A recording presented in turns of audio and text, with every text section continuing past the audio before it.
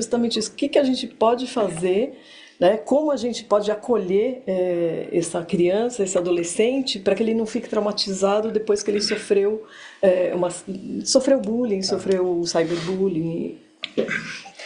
Bom, essa é a pergunta que vale muito dinheiro, né? Se a gente tivesse uma solução pronta, poderíamos montar uma startup e ganhar dinheiro, né? Não temos, tá, gente? Não tem uma solução única. Isso faz da saúde mental algo complexo, porque as soluções quase sempre elas são artesanais, né? A gente vai ter que olhar para aquela situação, vai ter que pensar junto com as pessoas envolvidas nas possíveis soluções, e não necessariamente uma solução criada vai resolver uma próxima situação muito parecida, porque as pessoas são diferentes e elas terão maneiras diferentes de lidar com aquilo.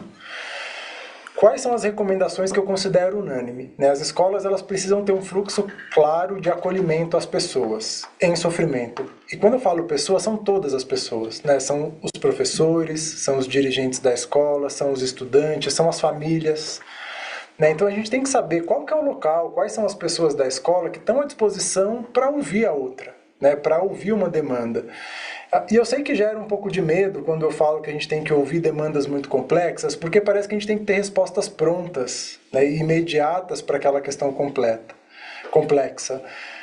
Mas, na verdade, o que mais ajuda uma pessoa que está sendo vítima de algo é saber que ela foi ouvida, né, que o problema dela foi valorizado e que juntos a gente vai buscar a solução possível, né? Nem sempre a solução possível de ser construída é a solução ideal, né? Às vezes a gente precisa ali de estrutura.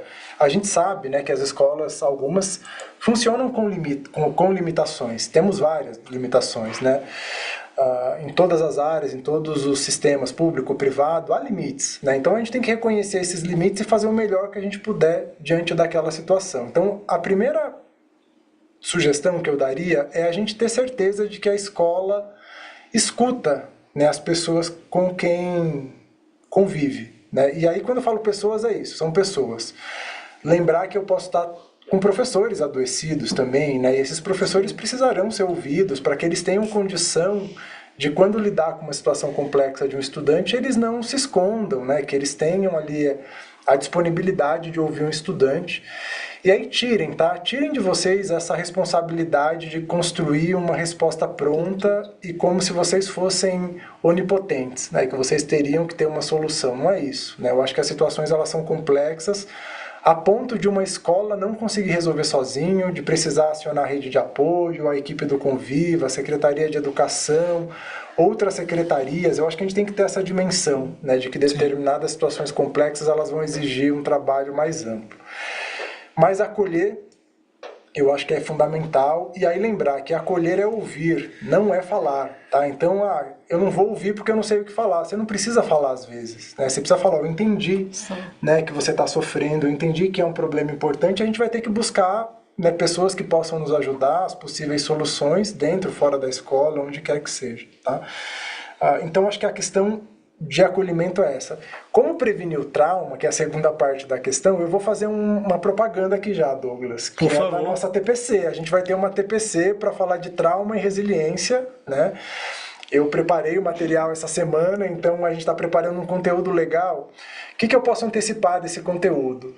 O desenvolvimento de um trauma depende muito mais das nossas habilidades internas. Então, né, nós três aqui, se passarmos pela mesma situação, eu posso desenvolver um trauma, e isso pode virar um transtorno de estresse pós-traumático e ficar doente.